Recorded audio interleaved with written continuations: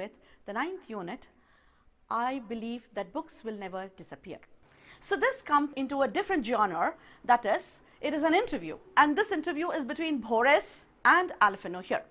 So this is the excerpts from 24 conversations with Boris.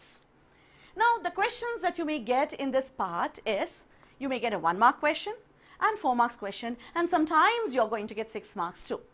So be ready with that. And as I go with the text, ನಾನು ಹೇಗೆ ಟೆಕ್ಸ್ಟನ್ನು ಮುಂದುವರ್ಸ್ಕೊಂಡು ಹೋಗ್ತಾ ಇರ್ತೀನೋ ಅವಾಗೆಲ್ಲನೂ ನಿಮಗೆ 1 mark question ಯಾವ್ದು ಬರ್ಬೋದು probable, 4 mark ಯಾವ್ದು ಬರ್ಬೋದು ಅಂತ ತಿಳಿಸ್ತಾ ಹೋಗ್ತೀನಿ. ಸೊ ಮೊದಲು ಅವ್ರ ಇಂಟರ್ವ್ಯೂವನ್ನು ಶುರು ಮಾಡಬೇಕಾದ್ರೆ ಇಲ್ಲಿ ನಾವು ಕೇಳಬೇಕಾಗಿರೋದು ಏನಪ್ಪ ಅಂದರೆ, ತಿಳ್ಕೊಬೇಕಾಗಿರೋದು, this is a piece of interview I told you by the Argentinian writer Jorge Luis Borges and it's done by Roberto Alphino. So I told you this is a piece of interview of the Argentinian blind writer Jorge Luis Borges, done by Robert Alphino. And Alphino here, he himself was a writer who worked along with Borges from 1974 to 1985. So ಸುಮಾರು ವರ್ಷದ ಕಾಲ ಅವರು ಬೋರೆಸ್ ಜೊತೆ ಇದ್ದಿರೋದ್ರಿಂದ ಅವರ ಒಡನಾಟದಿಂದ ಬೋರೆಸ್ ಎಂಥ ವ್ಯಕ್ತಿ ಅಂತ ಬಹಳ ಚೆನ್ನಾಗಿ ಗೊತ್ತಾಗ್ತಿತ್ತು. And Borges is known for his short stories and poetry. Borges had become blind at a very young age, and now here his innovative skills were developed just because of his blindness, and it was only through the imagination that he got this. Borges, he was awarded the Nobel Prize for Literature posthumously 32 years later on October 10th, 2018. So ನೋಡಿ, ಅವ್ರಿಗೆ Nobel prize ಕೂಡ ನಿಮ್ಮ text ಬಂದಾದಮೇಲೆ ಬಂದಿರೋದು, ಟೆಕ್ಸ್ಟನ್ನು ನಾವು ತಂದಾದಮೇಲೆ ಇತ್ತೀಚೆಗೆ ಬಂದಿರೋದು, ಅವರ ಕಾಣಿಕೆಯನ್ನು ನೋಡಿ. So now he begins the interview telling about the first literary reading. So he says that his first literary reading, he read it in the English version. The book is Grimm's Fairy Tales. ಅದು ಓದಿದ ಎಲ್ಲಿ ಅಂತ ಅಂದರೆ ಯಾವುದೇ ಶಾಲಾ college ಯೂನಿವರ್ಸಿಟಿಲಲ್ಲ, ತನ್ನ ತಂದೆಯ ಲೈಬ್ರರಿನಲ್ಲಿ. ಸೊ ತಂದೆ library, it became the important place for him to continue his journey of reading books. And next ಈ ಪಾರ್ಟಲ್ಲಿ ನಿಮ್ಗೆ ಪ್ರಾಯಶಃ ಬರ್ಬೋದಂಥ ಪ್ರಶ್ನೆಗಳು, name the interviewer are who was interviewed by Alifano, ಅದಾದಮೇಲೆ what was the first literary reading of Borges. Next he was asked about his mother. So when speaking about his mother, he tells that with all great respect, he tells Donna Leonor, she is a person who shaped him. And then he says that she was the most kind-hearted person, intelligent, gracious woman, and she had no enemies at all. ಜೊತೆಗೆ ಬೋರೆಸ್ಸಿಗೆ ಮೊದಲಿಂದನೂ ಇದ್ದಂತಹ ಒಂದು ನೋವು, ತನ್ನ ತಾಯಿಗೆ ನೀಡಬೇಕಾದಂತಹ ಗೌರವ, ಪ್ರೀತಿ, ಅವಳಿಗೆ ಕೊಡಬೇಕಾದಂತಹ ಸುಖ ನಾನು ನೀಡೋಕ್ಕೆ ಆಗಲಿಲ್ಲ ಅಂತ. ಯಾಕೆ ಆಗಲಿಲ್ಲ ಅಂತ ಹೇಳಿದ್ರೆ ಅವ್ರು ಹೇಳ್ತಾರೆ, ಪ್ರತಿಯೊಬ್ಬರು ಕೂಡ, ಎಲ್ಲ ಮಕ್ಕಳು ಕೂಡ ತಾಯಿನ ಬಗ್ಗೆ ಒಂದು ರೀತಿಯಾದಂತಹ ಭಾವನೆ, ಹೇಗೆ ಸೂರ್ಯ ಚಂದ್ರ ಎಲ್ಲ ಇರುತ್ತೋ ಅದೇ ರೀತಿಯಾಗಿ ತಾಯಿ ಬಗ್ಗೆ they take her for granted. So even he had taken her for granted, so he was not able to give her the happiness. Now ಈ ಪಾರ್ಟಿಂದ ನಿಮಗೆ 1 mark questions, name Borges's mother are who is Dona Leonor, then why did Boris feel guilty about his mother, ಆಮೇಲೆ write a note on Boris's mother. That you will get it for 4 marks question. So ಇದಾದ ಬೋರೆಸ್ಸಲ್ಲಿ ಇದ್ದಂತಹ ನ್ಯೂನತೆ ಬಗ್ಗೆ Alifano wanted to bring it out. So ಇದನ್ನು how did he take it in to life, what did he consider was important ಅನ್ನೋದನ್ನು ask about his blindness. Now, as I told you, he was suffering from myopia right from the young age, and he became totally blind at the age of 55. 55 ವರ್ಷಕ್ಕೆ ಪೂರ್ತಿ ಕಣ್ಣಿಗೆ ಯಾವುದೇ ತರಹ ದೃಷ್ಟಿ ಇರಲಿಲ್ಲ. ಆದರೆ ಯಾವತ್ತೂ ಕೂಡ ಬೋರೆಸ್ ಇಲ್ಲಿ ಕಂಪ್ಲೇಂಟ್ ಮಾಡಲಿಲ್ಲ, ನನಗೆ ಈ ತೊಂದರೆ ಇದೆ ಅಂತ ಯಾರಿಗೂ ಹೇಳಲಿಲ್ಲ.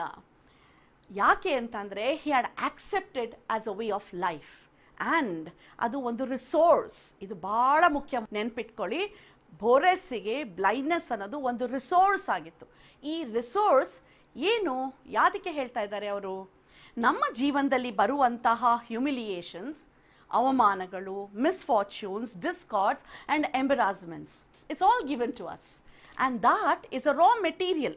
ಹೇಗೆ ಒಂದು ಮೂರ್ತಿಯನ್ನು ಮಾಡಬೇಕಾದ್ರೆ ಒಂದು ಮಣ್ಣಿನ ಹೆಂಟೆಯನ್ನು ಕೊಡ್ತಾರೋ, ಮಣ್ಣನ್ನು ಕೊಡ್ತಾರೋ, ಅದರಿಂದ ನಮಗೆ ಬೇಕಾದ ಮೂರ್ತಿಯನ್ನು ನಾವು ಸೃಷ್ಟಿಸ್ಕೋಬೋದು. ಅದೇ ರೀತಿ ಇದು ಕೂಡ we need to transmute them, change them as we aspire to. ನಾವೇನು ಅಪೇಕ್ಷೆ ಪಡ್ತೀವೋ ಅದನ್ನು ಮಾಡ್ಕೊಳ್ಳೋಕ್ಕೆ ಸಾಧ್ಯ ಆಗೋದು ಯಾವಾಗ ನಮಗೆ ಬಂದಿರುವಂಥದ್ದನ್ನೆಲ್ಲ ಆಕ್ಸೆಪ್ಟ್ ಮಾಡ್ಕೊಳ್ಳೋದು ಕಲಿಯೋದು. And this he says that was his philosophy of his life too. ನನ್ನ ಜೀವನದಲ್ಲಿ ಇದು ನನ್ನ ಫಿಲಾಸಫಿ ಕೂಡ ಅಂತ ಒಪ್ಕೋತಾರೆ. ಇದನ್ನು ಅಳವಡಿಸ್ಕೊಂಡಿದ್ದಕ್ಕೆ ಅವರು ಜೀವನದಲ್ಲಿ ಮುಂದೆ ಬರೋಕ್ಕೆ ಸಾಧ್ಯ ಆಗಿದ್ದು. ಜೊತೆಗೆ ಹಿ went on filling his house with books. ಪುಸ್ತಕಗಳ ಸುರಿಮಳೆ ಅವರ ಮನೆಯಲ್ಲಿ ಆಗ್ತಾ ಹೋಯಿತು. ಯಾವಾಗ ಅವರು ಕಣ್ಣು ಕಳ್ಕೊಂಡ ಮೇಲೂ ಕೂಡ, ಸಾಮಾನ್ಯವಾಗಿ ಒಂದು ನುಡಿ ಹೇಳ್ತಾರೆ, a room without books is like a body without soul ಅಂತ. And this he believed in it. So that's why he went on filling his house with his books. ನಾವು ಈ ಪಾರ್ಟಲ್ಲಿ ನಿಮಗೆ ಬರ್ಬೋದಾ ಅಂತಂಥ ಪ್ರಶ್ನೆಗಳು. What is blindness to Borges? According to Borges, what should we consider as a resource? What did Borges continue to do after he became blind? Next 4 marks ಕ್ವೆಶನ್ಗೆ, how does Borges reconcile with his blindness? Blindness ಬಗ್ಗೆ 4 marks question ಏನೇ ಕೇಳಿದ್ರು, ನಾನು ಇಲ್ಲಿ ಮೇಲ್ಗಡೆ points ಹೇಳಿದ್ನಲ್ಲ, ಇದಿಷ್ಟು ನೀವು ಬರಿಬೇಕು. ಬರೆದ್ರೆ ಅದು ಒಂದು ಕಂಪ್ಲೀಟ್ 4 ಮಾರ್ಕ್ಸ್ ಆನ್ಸರ್ ಆಗುತ್ತೆ. Next, when he said that he was continually collecting books, naturally it was easy for Alphonso to talk about the theme of books. ಇದನ್ನು ಕೇಳಿದಾಗ ಬೋರೆಸ್ ಹೇಳ್ತಾರೆ that he keeps on dreaming about burning of a library, and that library is nothing but the library of Alexandria. ಈ ಒಂದು ಬೃಹತ್ವಾದಂತಹ Alexandria library, ಅದು ಬೆಂಕಿ ಹತ್ಕೊಂಡು ಉರಿದು ಹೋಗ್ಬಿಡುತ್ತೆ, ಅದು ನನಗೆ ಕನಸಲ್ಲಿ ಬರ್ತಾ ಇದೆ ಅಂತ ಹೇಳ್ತಾರೆ. ಅದು ಹೇಳಿದ ತಕ್ಷಣನೇ immediately he realises, Alphonso feels that probably he has to write a book on history of books. Now he says, yes, I would love to do it. ನಂಗೆ ಮಾಡೋಕ್ಕೆ ಭಾಳ ಆಸೆ ಇದೆ, ಬಟ್ ಬೈ ಪ್ರೆಸೆಂಟ್ ಏಜ್, ನನಗೆ 83 ವರ್ಷ ಇವಾಗ, ಇದು ನಾನು ಮಾಡೋಕ್ಕೆ ಆಗತ್ತಾ ಅನ್ನೋ ಒಂದು ಪ್ರಶ್ನೆ ಅವರಲ್ಲಿ ಕಾಡುತ್ತೆ. ಆದರೂ ಕೂಡ ಆ ಭರವಸೆ ಅವರಲ್ಲಿ ಇದೆ, ನಾನು ಮಾಡೇ ಮಾಡ್ತೀನಿ ಅಂತ. ಅವಾಗ ಅವ್ರು ಹೇಳ್ತಾರೆ, ಸ್ಪಿಂಗ್ಲರ್ ಅನ್ನುವಂತಹ writer, he wrote it in his book decline of the west. ಇದು ನಿಮಗೆ 1 ಮಾರ್ಕ್ ಕ್ವೆಶನ್ಗೆ ಕೇಳಬಹುದು. ಈ ಪುಸ್ತಕದೊಳಗೆ he attempted to write about the history of books. ಹಾಗಿದ್ದಾಗ ಲೆಟ್ ಮಿ ಕಂಟಿನ್ಯೂ ಇಟ್ ಅನ್ನೋ ಹಾಗೆ ಹೇಳ್ತಾರೆ. ಆದರೆ ಈ ಪುಸ್ತಕಗಳು ಯಾಕೆ ಬಹಳ ಮುಖ್ಯ ಆಗತ್ತೆ? ಎಂತಹ ತಪ್ಪುಗಳಿದ್ರೂ ಪುಸ್ತಕಗಳಲ್ಲಿ ಅದು ಒಂದು ಪಾವಿತ್ರತೆಯನ್ನು ಕಾಪಾಡ್ಕೊಳ್ಳುತ್ತೆ. It is sacred and it is mortal and magical. ಆ 3 ಅಂಶ ಇರೋದ್ರಿಂದನೇ ಈ ಪುಸ್ತಕಗಳಿಂದ ನಮಗೆ ಖುಷಿ ಕೊಡುತ್ತೆ. ಯಾವುದೇ ಪುಸ್ತಕ ಆಗಿರ್ಬೋದು ಮಕ್ಕಳ, ನೀವು ಓದ್ತಾ ಇದ್ದಾಗ ಒಂದು ಖುಷಿ ಕೊಡುತ್ತೆ. ಆ ಖುಷಿಯನ್ನು ಅನುಭವಿಸಿದಾಗ ಇದು ಒಂದು ಒಳ್ಳೆಯ ಪುಸ್ತಕ ಆಗೋಕ್ಕೆ ಸಾಧ್ಯ ಆಗತ್ತೆ ಅಂತ ಹೇಳ್ತಾರೆ. ಸೊ ಈ ಥೀಮ್ ಆಫ್ ಬುಕ್ಸ್ ಮೇಲೆ ಬರ್ಬೋದಾದಂತಹ ಪ್ರಶ್ನೆಗಳು, name the library mentioned in the interview, ಅಥವಾ what was the strange dream that Borges had, ಅಥವಾ how old was Borges when he was interviewed, who has written the book decline of the west. ಯಾವುದಾದ್ರು ಬರ್ಬೋದು. ಪ್ರತಿ ಒಂದು line ಕೂಡ ನೀವು ಬಹಳ ಸೂಕ್ಷ್ಮವಾಗಿ ಓದ್ಕೊಂಡು ಹೋಗ್ಬೋದು, ಯಾಕೆಂದರೆ 1 ಮಾರ್ಕ್ ಕ್ವೆಶನ್ಸ್ ಎಲ್ಲರೂ ಕೇಳಬಹುದು. ಸೊ ನೆಕ್ಸ್ಟ್, ಪುಸ್ತಕದ ಬಗ್ಗೆ ಆದಮೇಲೆ he is famous for stories, short stories as well as poetries. So ಒಂದು ಬರವಣಿಗೆಯಲ್ಲಿ ಪದ್ಯ ಅಂತಲೇ ಬರೆಯೋದು ಬೇಕಾಗಿಲ್ಲ, ಅದರೊಳಗೆ ಒಂದು ಈ ಪೊಯೆಟ್ರಿ ಅನ್ನೋ ಅಂಶ ಇರಬೇಕು, ಅದು ಭಾಳ ಮುಖ್ಯ ಅಂತ ಹೇಳ್ತಾರೆ. ನಾವು ಹಿ speaks about the secret of good poetry. ಒಳ್ಳೆ ಪೊಯೆಟ್ರಿ ಇರಬೇಕು ಅಂದರೆ ಏನು ಮುಖ್ಯ ಆಗತ್ತೆ? So poetry is intimate and essential. It is an aesthetic act with series of symbols. ಈ ಪೊಯೆಟ್ರಿ ಅನ್ನೋದು ಅದರೊಳಗೆ ಸುಮಾರು ಸಿಂಬಲ್ಸ್ಗಳಿರ್ತವೆ. ನಮಗೆ ಕೆಲವು ಗೋಚರ ಆಗತ್ತೆ, ಕೆಲವು ಆಗೋದಿಲ್ಲ. ಒಂದು ಏಸ್ಥೆಟಿಕ್ ಆ್ಯಕ್ಟನ್ನು ಅದು ಕ್ರಿಯೇಟ್ ಮಾಡುತ್ತೆ. ಆವಾಗ ಇದು ಒಳ್ಳೆ ಪೊಯೆಟ್ರಿ ಆಗೋಕ್ಕೆ ಸಾಧ್ಯ ಅಂತ ಹೇಳ್ತಾರೆ. ಜೊತೆಗೆ ಹಿ says that it cannot be defined without over simplifying it. ಅದನ್ನು ಹೇಳಬೇಕಾದ್ರೆ, ನಮಗೆ ಆ ಪೊಯಿಟ್ರಿಯನ್ನು ವಿವರಿಸಬೇಕಾದ್ರೆ ಎಷ್ಟೇ ಪ್ರಯತ್ನ ಪಟ್ಟರು ಅದು ಸಾಲದು. ಫಾರ್ ಎಕ್ಸಾಂಪಲ್, ಅಲ್ಲಿ ಅವರು ಕೊಡ್ತಾರೆ, ಲವ್ ಬಗ್ಗೆ ಹೇಳ್ತಾರೆ, ಅಥವಾ ಯೆಲ್ಲೋ ಕಲರ್ ಬಗ್ಗೆ ಹೇಳ್ತಾರೆ, ಅಥವಾ ನಿಮಗೆ ಆಗುವಂತಹ ಸಂತೋಷ, ನನಗೆ ತುಂಬ ಖುಷಿ ಆಯಿತು ಅಂತ ಹೇಳ್ತೀರಾ. ಎಷ್ಟು ಖುಷಿ ಆಯಿತು ಹೇಳೋಕ್ಕಾಗಲ್ಲ, ಯಾವುದೇ ಗ್ರಾಫ್ ಮುಖಾಂತರ ತೋರ್ಸೋಕ್ಕಾಗಲ್ಲ. ಪ್ರೀತಿ ಎಷ್ಟಿದೆ? ಇಲ್ಲ. ಹಾಗೆ ಯೆಲ್ಲೋ ಕಲರ್, ನೀವು ಆ ಕಲರ್ ಈ ಕಲರ್ ಎಲ್ಲ ಮಿಕ್ಸ್ ಮಾಡಿದ್ರೆ ಎಲ್ಲೋ, ಅಲ್ಲ, ಆದರೂ yellow is yellow. That is how poetry is. Poetry ಕೂಡ ಹಾಗೇನೆ. ಜೊತೆಗೆ ಈ ಪೊಯೆಟಿಕ್ ಆ್ಯಕ್ಟ್ ಅನ್ನೋದು ಯಾವಾಗ ನಡೆಯುತ್ತೆ? When the poet writes and the reader reads it. ಯಾವಾಗ ಅವರು ಬರೀತಾರದು, ಯಾವತ್ತಾರೋ ಆಗಿರ್ಬೋದು, ಬಹಳ ಹಿಂದೆನೂ ಆಗಿರ್ಬೋದು, ಈಗಲೂ ಆಗಿರ್ಬೋದು. ಜೊತೆಗೆ ಈಗ ರೀಡರ್ ಓದೋಂಥ ಕಾಲಮಾನವೂ ಆಗಿರಬಹುದು, ಇಬ್ಬರ ಮಧ್ಯ ಒಂದು ಹೊಂದಾಣಿಕೆ, ಒಂದು ಅನುಭವ ಆಗತ್ತಲ್ಲ, ದಾಟ್ ಈಸ್ ಪೊಯೆಟಿಕ್ ಆ್ಯಕ್ಟ್ ಅಂತ ಹೇಳ್ತಾರೆ. That is why finally he says poetry is magical, mysterious and unexplainable. You can't just explain it. That's the beauty of poetry ಅಂತ ಹೇಳ್ತಾರೆ. So now here ಈ ಭಾಗದಲ್ಲಿ he continues to tell that ಇನ್ನು poetry ಇನ್ನೂ ಚೆನ್ನಾಗಾಗಬೇಕು ಅಂದರೆ ಏನು ಮಾಡೋಕ್ಕೆ ಸಾಧ್ಯ? You need to have precise and right words. ಅದಕ್ಕೆ ಬೇಕಾಗುವಂತಾಗೆ, ಆ ಸಂದರ್ಭಕ್ಕೆ ಬೇಕಾಗುವ ಹಾಗೆ ಕರೆಕ್ಟ್ ವರ್ಡ್ಸು ಅದನ್ನು ಬಳಸಬೇಕು ಅಂತ ಹೇಳ್ತಾರೆ. ಅಲ್ಲಿ ನಿಮ್ಮ ಟೆಕ್ಸ್ಟ್ ಬುಕ್ಕಲ್ಲಿ ಒಂದು ಎಕ್ಸಾಂಪಲ್ ಕೊಡ್ತಾರೆ ಎಮಿಲಿ ಡಿಕಿನ್ಸನ್ದು. ಮೆನ್ ಆ್ಯಂಡ್ ವಿಮೆನ್ ಬೇಡ, ಜೆಂಟಲ್ಮೆನ್, ಲೇಡೀಸ್ ಆ್ಯಂಡ್ ಜೆಂಟಲ್ಮೆನ್ ಅಂತ ಉಪಯೋಗಿಸ್ತಾರೆ. ಅದರ ಮಹತ್ವ ಎಮಿಲಿ ಡಿಕಿನ್ಸನ್ ಪದ್ಯಗಳಲ್ಲಿ ಬಹಳ ಚೆನ್ನಾಗಿ ಕಾಣುತ್ತೆ ಅದರಿಂದ ಅಂತ ಹೇಳ್ತಾರೆ. ಆ್ಯಂಡ್ ಪದ್ಯಗಳಲ್ಲಿ ಬಹಳ ಮುಖ್ಯವಾದ್ದು ತಲತಲಾಂತರದಿಂದ ಬಂದಂಥದ್ದು metaphors. And Borges to uses metaphors in his poems. So ಈ ಮೆಟಫರ್ಸ್ ಬಗ್ಗೆ ಹೇಳ್ತಾರೆ. ಈ ಮೆಟಫರ್ಸನ್ನು ಇಡೀ ನಮ್ಮ ಜಗತ್ತಿನಲ್ಲಿ ಬೇಕಾದಷ್ಟು ಮೆಟಫರ್ಸ್ ಇದೆ, ಆದರೆ ಇದಿಷ್ಟನ್ನು he reduces it, he brings it down to 5 ಮುಖ್ಯವಾದ ಮೆಟಫರ್ಸನ್ನು ಹೇಳ್ತಾರೆ. ಯಾವ್ದ್ಯಾವುದು? Time and river, life and dreams, death and sleep, stars and eyes, flowers and women. So these are the 5 important categories of metaphors wherein all the other categories come into. This is what Boris feels. ಬೇರೆ ಬೇರೆ ಇನ್ನೂ ಇದೆ, ಆದರೆ ಇದು ಬಹಳ ಮುಖ್ಯವಾದ್ದು ಅಂತ ಹೇಳ್ತಾರೆ. ಸೊ ಈ ಭಾಗದಲ್ಲಿ ನಿಮಗೆ ಬರ್ಬೋದಾದಂತಹ ಪ್ರಶ್ನೆಗಳು. What is poetry according to Boris? When does poetic act take place? What enhances the poetic quality? Name any one of the essential metaphors as told by Boris. ಹಾಗೆ 4 marks ಕ್ವೆಶನ್ಗೆ why is it important to use precise words in poetry. So ಈ ಮೇಲೆ ಹೇಳಿದಂತಹ secret of good poetry ಅಂತ ಏನಿದೆ, ಆ words ಎಲ್ಲವನ್ನು ಬರೆದ್ರೆ ಇಲ್ಲಿ ಒಂದು 4 marks ಕ್ವೆಶನ್ನು ಆಗುತ್ತೆ. Next he is talking about the future of books. ಪುಸ್ತಕಗಳು ಮುಂದೆ ಇರತ್ತಾ ಅನ್ನುವ ಪ್ರಶ್ನೆ ಎಲ್ಲರಲ್ಲೂ ಕಾಡುತ್ತೆ. So he believes that books will never disappear. ಬಹಳ ಸ್ಟ್ರಾಂಗ್ ಆಗಿ ಹೇಳ್ತಾರೆ ಆ ಸ್ಟೇಟ್ಮೆಂಟನ್ನು. Books will never disappear. Books is the most astounding invention of man. ಮನುಷ್ಯ ಬೇಕಾದಷ್ಟು ಇನ್ವೆಂಟ್ ಮಾಡಿದ್ದಾನೆ, ಆದರೆ ಈ ಪುಸ್ತಕಗಳದ್ದು ಬಿಟ್ಟರೆ ಇನ್ಯಾವುದೂ ಇರೋಕ್ಕೆ ಸಾಧ್ಯ ಇಲ್ಲ ಅಂತ ಹೇಳ್ತಾರೆ. ಯಾಕೆ ಅಂದರೆ ಬೇರೆ ಎಲ್ಲ inventions, all the other inventions R the extensions of our bodies. He tells telephone is of our voice, telescope and microscope, it is of our sight, sword and plow, it is of our arms. Now book is the extension of our imagination and memory. ನೋಡಿ, ನಮ್ಮ imagination, ಪ್ರತಿ ಒಬ್ಬ ವ್ಯಕ್ತಿಯ imagination unique ಆಗಿರುತ್ತೆ, ಅವನ memory ಅವನದೇ ಆಗಿರುತ್ತೆ, ಬೇರೆ ಯಾರೂ ಅಲ್ಲಿ ಹೋಗೋಕ್ಕಾಗಲ್ಲ. ಸೊ ಇವೆರಡೂ ಕೂಡ ಬಹಳ ಮುಖ್ಯ. ಅದರಿಂದ ಒಂದು ಸ್ವರೂಪವನ್ನು ತಾಳಿರೋದು ಯಾವುದು? ಈ ಪುಸ್ತಕಗಳು, ಈ ಬುಕ್ಸು. ಹಾಗಾಗಿ ಈ ಬುಕ್ಸ್ ಅನ್ನೋದು ಇಮ್ಯಾಜಿನೇಷನ್, ಮೆಮೊರಿ ಎರಡೂ ಸೇರಿರೋದ್ರಿಂದ ಇಟ್ ಕ್ಯಾನ್ ನೆವರ್ ಡಿಸಪಿಯರ್ ಅಂತ ಹೇಳ್ತಾರೆ. ಆವಾಗ ನಮಗೆಲ್ಲ ಪ್ರಶ್ನೆ ಬರುತ್ತೆ, ಈ ಮಾಡರ್ನ್ ಟೆಕ್ನಾಲಜೀಸ್ ಎಲ್ಲ ಬಂದಾಗ ಏನಾಗಬಹುದು? ಆವಾಗ ಹೇಳ್ತಾರೆ, no, this does not effect. ಮಕ್ಕಳ, ನೀವು ಪುಸ್ತಕವನ್ನು ಇವಾಗ ನಿಮ್ಮ ಟೆಕ್ಸ್ಟ್ ಬುಕ್ಸನ್ನು ಓದಿದ್ದೀರಾ. ಈಗ ನಾವೆಲ್ಲ ಆನ್ಲೈನ್ ಕ್ಲಾಸಸ್ ಮಾಡ್ತಾ ಇದ್ದೀವಿ, ಇದು ಒಂದು ರೀತಿಯಾದ ಪುಸ್ತಕನೇ. ಹಾಗೆ ನಿಮಗೆ ಇ ಬುಕ್ಸ್ ಅಂತಲೂ ಸಿಗತ್ತೆ. So all these things it is made use of here. So modern technology ಬಂದರೂ ಕೂಡ ಈ ಪುಸ್ತಕಗಳು ಯಾವತ್ತೂ ನಾಶ ಆಗೋಕ್ಕೆ ಸಾಧ್ಯ ಇಲ್ಲ. ಜೊತೆಗೆ books are great memory of centuries and their function is irreplaceable. ಈ ಪುಸ್ತಕಗಳನ್ನು ಯಾವತ್ತೂ ಕೂಡ ನಾವು ಇದು ಒಂದು ಹಿಂದಿನ ತಲೆಮಾರಿನ ನೆನಪುಗಳು ಅಂತ ನಾವು ಹೇಳ್ತೀವಿ. ನೋಡಿ, ಇದಕ್ಕೇನೆ ನಾವು ಹೇಳೋದು ಬುಕ್ಸ್ ಆರ್ ಟೈಮ್ಲೆಸ್ ವಿಸ್ಡಮ್ ಅಂತ.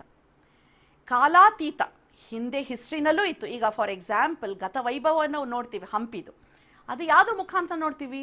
ಪುಸ್ತಕದ ಮುಖಾಂತರ ನೋಡ್ತೀವಿ. ಬೇಡ, ಈಗಿನ ಆಗಿದ್ದನ್ನು ಮುಂದಿನ ತಲೆಮಾರಿನವ್ರು ಓದಬೇಕಾದ್ರೆ ಈ ಹಿಸ್ಟ್ರಿ ಅನ್ನೋದು ನಮ್ಮಲ್ಲಿ ಇರಲೇಬೇಕು. ಅದು ಯಾವುದ್ರೊಳಗೆ ಅಡಗಿರುತ್ತೆ? It is in our books. ಈ ಪುಸ್ತಕಗಳಲ್ಲೇ ಇರುತ್ತೆ. ಈ ಪುಸ್ತಕಗಳು ನಮಗೆ ಒಂದು ಹಿಸ್ಟ್ರಿಯನ್ನು ತೋರಿಸುವ ಒಂದು ಮಾದರಿಯಾಗಿ ಇರುತ್ತೆ. ಹಾಗಾಗಿ this timeless wisdom books, it will never disappear. surely if books disappear, history would disappear and surely man would disappear. ಇಲ್ಲಿ ಒಂದು ಕೊನೆಯದಾಗಿ ಬಹಳ ನೆನಪಿಟ್ಕೋಬೇಕಾಗಿರೋದು ಜುಂಪಾ ಲಹಿರಿ ಅವರದು ಒಂದು ನುಡಿ. What she tells is, books let you travel without moving your feet ಅಂತ. ನಾವಿದ್ದಲ್ಲೇ ಇದ್ದು ಎಲ್ಲಿ ಬೇಕಾದ್ರೂ ಪ್ರಯಾಣ ಮಾಡ್ಬೋದು, ಹಿಸ್ಟ್ರಿಯ ಹಿಂದೆ ಹೋಗ್ಬೋದು, ಮುಂದೆ ಹೋಗ್ಬೋದು, ಎಲ್ಲ ಮಾಡ್ಬೋದು. ಮಕ್ಕಳ, ಈ ನೋಟಿಂದ he finishes off his interview. ಈ ಪಾರ್ಟಲ್ಲಿ ಬರುವಂಥ important questions: what according to Borges will never disappear? Which is the most astounding invention of man? What is the extension of man's imagination? And when would history and man disappear? Idistu 1 mark question adre 4 marks question. Why does Boris say that books will never disappear? So Boris yaake ಪುಸ್ತಕಗಳು disappear ಆಗಲ್ಲ ಅಂತ ಹೇಳ್ತಾರೆ ಅಂತ ಹೇಳ್ತಾರೆ. Now there is no friend like books. So my dear students, so keep on reading books. It is an adventure. I'm going to discuss about speech and report writing, which is question number 33 in your question paper. And here there's always a choice between speech and report writing, and this occurs for 5 marks. So speech writing. So speech writing, it's an oral form of communication. Language used should be easily understood to audience. Jotege illenappa antandre, even though it is a spoken form, you're going to present it in your answer papers in the written form. So ನೀವು ಬರವಣಿಗೆಯಲ್ಲೇ ತೋರಿಸ್ಬೇಕು, ಆದರೆ ಮಾತಾಡುವ ಭಾಷೆಯಲ್ಲಿ ಇರಬೇಕು. ಸುಮಾರು 100 ರಿಂದ 150 ವರ್ಡ್ಸಲ್ಲಿ ನಾವು ಬಳಸಬೇಕು. ಸೊ 2 ರೀತಿಯಾದಂತಹ ಸ್ಪೀಚ್ ರೈಟಿಂಗ್ ನಿಮಗೆ ಕೊಡಬಹುದು, ಯಾವುದಾದ್ರು ಒಂದು ಕೊಡಬಹುದು. ಅದರಲ್ಲಿ ಒಂದು ಏನಪ್ಪ ಅಂತಂದರೆ, ಒಂದು ಗಿವನ್ ಟಾಪಿಕ್ ಇರುತ್ತೆ, ಇಲ್ಲ ಅಂತಂದರೆ it is welcoming or introducing a guest ಇದೆ. ಸೊ ಇದಾದ ಮೇಲೆ ನಿಮಗೆ the important points of speech writing, what are the things that you have to keep it mind. ಇಲ್ಲಿ ಬಹಳ ಮುಖ್ಯವಾಗಿರೋದು ಗ್ರೀಟಿಂಗ್. ಫಸ್ಟು ಹೇಗೆ ಶುರು ಮಾಡಬೇಕು ಅನ್ನೋದು, ಅಲ್ಲಿ ಗುಡ್ ಮಾರ್ನಿಂಗ್ ಅಂತ ಇರಲೇಬೇಕು, ಅಥವಾ ಹಲೋ ಫ್ರೆಂಡ್ಸ್ ಅಂತ ಇರಬೇಕು, ಇಲ್ಲ a warm welcome to you all. First ಲೈನಲ್ಲಿ ಇದು ಇರಲೇಬೇಕು, good morning, a warm welcome, hello friends, a warm welcome to you all. Next the body of it. If it is about a given topic, ಆ topic ಬಗ್ಗೆ ನೀವು ವಿವರಣೆಯನ್ನು ಕೊಡ್ತೀರಾ. ಇಲ್ಲ introducing A guest ಅಂದರೆ ನಿಮ್ಮ ಕ್ವೆಶನ್ ಪೇಪರಲ್ಲಿ ಅದು ಇರುತ್ತೆ, ನಾನು ನಿಮ್ಗೆ ಆಮೇಲೆ ಸ್ಲೈಡಲ್ಲಿ ತೋರಿಸ್ತೀನಿ, ಆ ಇನ್ಫಾರ್ಮೇಷನ್ ಇರುತ್ತೆ, ಅದನ್ನೇ ಫುಲ್ ಸೆಂಟೆನ್ಸಸ್ಸಲ್ಲಿ ಬರೀಬೇಕು. ನೆಕ್ಸ್ಟ್ ಕೊನೆಗೆ ಲಾಸ್ಟ್ ಲೀವ್ ಟೇಕಿಂಗ್ ಅಂತ ಹೇಳ್ತೀವಿ, ವಂದನೆಗಳನ್ನು ಅಥವಾ ವಂದನಾರ್ಪಣೆಯನ್ನು ನಾವು ಭಾಷಣ ಮಾಡ್ಬೇಕಾದ್ರೆ ಹೇಳ್ತೀವಲ್ಲ, ಅದನ್ನೇ ಬಳಸಬೇಕು. ಏನದು ವಂದನಾರ್ಪಣೆ? I thank you all, I thank you for giving me an opportunity, ಈ ರೀತಿಯಾಗಿ ನಾವು ಬಳಸ್ಕೊಳ್ತಾ ಹೋಗಬೇಕು. ಸೊ ಇಲ್ಲಿ ಒಂದು ಎಕ್ಸಾಂಪಲ್ನ ನಾನು ಕೊಟ್ಟಿದ್ದೀನಿ, ಕ್ವೆಶನ್ ಪೇಪರಲ್ಲಿ ಹೇಗೆ ಬರಬಹುದು ಅಂತ.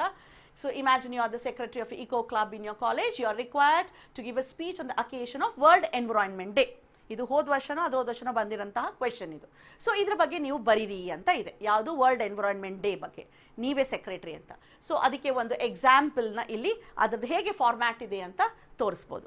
ಸೊ ಆ ಫಾರ್ಮ್ಯಾಟ್ ಹೇಗೆ, ಫಸ್ಟ್ ಗುಡ್ ಮಾರ್ನಿಂಗ್ ನೋಡಿ, ಅಲ್ಲಿ ಫಸ್ಟ್ ಗುಡ್ ಮಾರ್ನಿಂಗ್ ಇದೆ, ಆಮೇಲೆ ರೆಸ್ಪೆಕ್ಟೆಡ್ ಪ್ರಿನ್ಸಿಪಲ್ ಟೀಚರ್ಸ್, ಅದಾದಮೇಲೆ ಎನ್ವಿರಾನ್ಮೆಂಟ್ ಡೇದು 1-2 ಸಾಲ ಅಷ್ಟೇ ನಾನು ಇಲ್ಲಿ ಕೊಟ್ಟಿದ್ದೀನಿ, ನೀವು ಇನ್ನೂ ಅದ್ರ ಬಗ್ಗೆ ಬರೀಬೇಕು ತಿಳುವಳಿಕೆ ಇದ್ದಷ್ಟು. ಕೊನೆಗೆ ಇದು ಏನಾಗಿದೆ, ಅದರ ರಿಸಲ್ಟ್ ಏನಾಯಿತು, depletion of ozone layer. So ಇವನ್ನೆಲ್ಲವನ್ನು ಇಲ್ಲಿ ಕೊಟ್ಕೊಂಡು ಕೊನೆಗೆ you will have to finish it off with saying thank you for giving me an opportunity. So next ಸ್ಲೈಡಲ್ಲಿ ಇದೆ ನೋಡಿ, I thank you for all giving me an opportunity to share my views here in the eco club and finally thank you. So ಈ ರೀತಿಯಾಗಿ ನಾವು ಬರಿಬೇಕು. ಇನ್ನೊಂದು ರೀತಿಯಾದಂತಹ speech, ಇಲ್ಲಿ ನೀವು ಸೆಕ್ರೆಟ್ರಿ ಒಬ್ಬರನ್ನ ಕರೆದಿದ್ದೀರಾ, ಇನ್ವಿಟೇಷನ್ ಕೊಟ್ಬಿಟ್ಟು ಬನ್ನಿ ಕಾಲೇಜ್ ಫಂಕ್ಷನ್ಗೆ ಅಂತ, ಅದಕ್ಕೆ ಬರೆಯುವಂತಹದ್ದು ಹೇಗೆ. ಇಲ್ಲಿ ಸುಧಾಮೂರ್ತಿ ಅವ್ರ ಬಗ್ಗೆ ಹೋದ ವರ್ಷದಲ್ಲಿ ಇದ್ದಂತಹ ಕ್ವೆಶನ್ ಪೇಪರ್ದಿದು.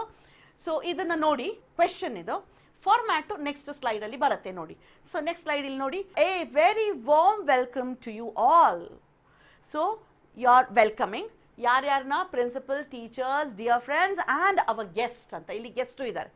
ಸೊ ನೋಡಿ ಅಲ್ಲೆಲ್ಲ ಬ್ಲ್ಯಾಂಕ್ ಬಿಟ್ಟಿರೋದ್ರೊಳಗೆ ನೀವು ಯಾರು ಗೆಸ್ಟು ಅವ್ರನ್ನ ತುಂಬಿಸ್ತಾ ಹೋಗಬೇಕು. ಆಮೇಲೆ ಅವ್ರು ಯಾವ ಊರಿನವರು, ಜೊತೆಗೆ ಅವ್ರು ಎಲ್ಲಿ ಓದಿ ಮುಗಿಸಿದ್ದು, ಅವ್ರ ಪ್ರೊಫೈಲು ಎಲ್ಲವನ್ನೂ ಅಲ್ಲಿ ಹಾಕಬೇಕು.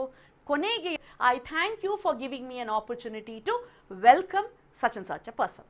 ಸೊ ಈ ರೀತಿಯಾಗಿ ಸ್ಪೀಚನ್ನು ಬರೀಬೇಕು. ಮಕ್ಕಳ ಹೆದರ್ಕೊಳ್ಳೋದು ಏನೂ ಇಲ್ಲ ಸ್ಪೀಚ್ ರೈಟಿಂಗಲ್ಲಿ, ಅಲ್ಲಿ ಏನಿರುತ್ತೋ ಅದೇ ಅಂಶಗಳನ್ನು ಬರೆಯೋದು. ಫಸ್ಟ್ ಗುಡ್ ಮಾರ್ನಿಂಗ್ ಇರಲೇಬೇಕು, ಕೊನೆಗೆ ಥ್ಯಾಂಕ್ ಯು ಇರಲೇಬೇಕು. Speech writing is the easiest one, ಆಯಿತಾ. ಸೊ ಈ ಸ್ಪೀಚ್ ರೈಟಿಂಗ್ ಇಲ್ಲದೆ ಇದ್ದರೆ ಒಂದು ರಿಪೋರ್ಟ್ ರೈಟಿಂಗ್ ಅಂತಲೂ ಇರುತ್ತೆ. ಸೊ ಈ ರಿಪೋರ್ಟ್ ರೈಟಿಂಗಲ್ಲಿ ಏನಪ್ಪ ಅಂತಂದರೆ the points that you have to remember as, ಇಲ್ಲಿ ಪ್ಯಾಸಿವ್ ವಾಯ್ಸೇ ಬಳಸಬೇಕು. ಎರಡನೇದು, ಇಲ್ಲಿ ಯಾವುದು ಗ್ರಾಫ್ ಕೊಟ್ಟಿದ್ದಾರೆ, ಯಾವುದು ಚಾರ್ಟ್ ಕೊಟ್ಟಿದ್ದಾರೆ ಅನ್ನೋದನ್ನು ಬಹಳ ಮನಸ್ಸಿನಲ್ಲಿ ನೆನ್ಪಿಟ್ಕೊಂಡು ಅದನ್ನು ಬರಿಬೇಕು. ಆಮೇಲೆ you have to interpret that graph, ಅದರ ಬಗ್ಗೆ ವಿಶ್ಲೇಷಣೆಯನ್ನು ಮಾಡಿ ನೀವು ಅದರ ಬಗ್ಗೆ ಕಂಪ್ಯಾರಿಸನ್ನ ಕೊಟ್ಕೊಂಡು ಸುಮಾರು ಇದು 100ರಿಂದ 150 ವರ್ಡ್ಸಲ್ಲಿ ಮುಗಿಸ್ಬೇಕು. ಸೊ ಇಲ್ಲಿ ನೋಡಿ ಯಾವ ಥರ ನಿಮಗೆ ಕೊಡ್ಬೋದು. ಒಂದು ಲೈನ್ ಗ್ರಾಫ್, ಆಮೇಲೆ ಪೈ ಚಾರ್ಟ್ ಅಂತ ಹೇಳ್ತೀವಿ, ಇದನ್ನು ವರ್ಟಿಕಲ್ ಬಾರ್ ಡಯಾಗ್ರಾಮ್ ಅಂತ ಹೇಳ್ತೀವಿ, ಇದು ಹಾರಿಸಾಂಟಲ್ ಬಾರ್ ಡಯಾಗ್ರಾಮ್ ಅಂತ ಹೇಳ್ತೀವಿ. ಸೊ ಈಗ ಒಂದು ಎಕ್ಸಾಂಪಲ್ ಇದೆ ನೋಡಿ, ಇದೊಂದು ಬಾರ್ ಡಯಾಗ್ರಾಮ್ ಇದೆ, ವರ್ಟಿಕಲ್ ಬಾರ್ ಡಯಾಗ್ರಾಮ್. ಇಲ್ಲಿ ಗಂಡು ಮಕ್ಕಳು ಹೆಣ್ಮಕ್ಳು ಯಾವ ಟೈಮಲ್ಲಿ ಏನೇನು ಆಟವನ್ನು ಆಡೋಕ್ಕೆ ಇಷ್ಟಪಡ್ತಾರೆ ಅಥವಾ ಆಟದ ಸಮಯದಲ್ಲಿ ಹೇಗೆ ಕಾಲವನ್ನು ಕಳೆಯೋಕ್ಕೆ ಇಷ್ಟಪಡ್ತಾರೆ ಅನ್ನೋದು ಇದೆ. ಸೊ ಈ ಗ್ರಾಫನ್ನು ಇಟ್ಕೊಂಡು we write a report. So the vertical bar graph, first ಏನು ಗ್ರಾಫ್ ಇದೆಯೋ ಅದನ್ನೇ ಬರೆದು ಬಿಡೋದು. ಆ ಫಸ್ಟ್ ಲೈನಲ್ಲಿ ಕ್ವೆಶನಲ್ಲಿ ಏನು ಕೊಟ್ಟಿರ್ತಾರೋ ಅದನ್ನೇ ಫಸ್ಟ್ ಬರೆದ್ಬಿಡೋದು. ಅದನ್ನು ಬರೆದಾದ್ಮೇಲೆ this gives you the information. Next ಲೈನಲ್ಲಿದೆ ಏನು information, the other activities that they involve themselves during the leisure hour ಅಂತ ಅದನ್ನೇ ಬರೆದ್ಬಿಡೋದು. ಅದಾದಮೇಲೆ ಯಾವ್ದ್ಯಾವ್ದು ಎಷ್ಟೆಷ್ಟು ಅಂತ ಅಲ್ಲೇ ಮಾರ್ಕ್ಸ್ ಇರುತ್ತೆ, ಅಲ್ಲೇ ಇರುತ್ತಲ್ಲ ಗ್ರಾಫಲ್ಲಿ, ಅದನ್ನು ಬರೆದಾದ್ಮೇಲೆ ಯಾಕೆ ಈ ರೀತಿಯಾಗಿ ಆಗ್ತಾ ಇದೆ, ಯಾಕೆ ಹೀಗಾಗಿದೆ, ಯಾಕೆ ಮಕ್ಕಳು ಈ ರೀತಿಯಾಗಿ ಬಳಸ್ಕೊತಾ ಇದ್ದಾರೆ ಅನ್ನೋದನ್ನು ನಾವು ಅದನ್ನು ಬರಿಬೇಕು. ಕೊನೆಗೆ ವಿ ಕನ್ಕ್ಲೂಡ್ ಅಂತ ಹೇಳ್ಬಿಟ್ಟು ಗಿವ್ ಅ ಕನ್ಕ್ಲೂಷನ್. ಸೊ ಇಷ್ಟೇ ನಿಮ್ಮ ರಿಪೋರ್ಟ್ ರೈಟಿಂಗ್. ಮಕ್ಕಳ, ನನ್ನ ಒಂದು ಕಿವಿ ಮಾತು ತಗೊಳ್ಳೋದಾದರೆ, you better write speech writing which is very easy. ಅಲ್ಲೇ ಎಲ್ಲ ಇರುತ್ತೆ, ಅದನ್ನೇ ಬರೆದುಬಿಟ್ರೆ ಸುಲಭ ಆಗುತ್ತೆ. If you can write report writing, fine, you do it. But speech writing ಇನ್ನೂ ಸುಲಭ ಆಗುತ್ತೆ ಅಂತ ನನ್ನ ಅನಿಸಿಕೆ. ಮಕ್ಕಳ, ಫಾರ್ ಯೋರ್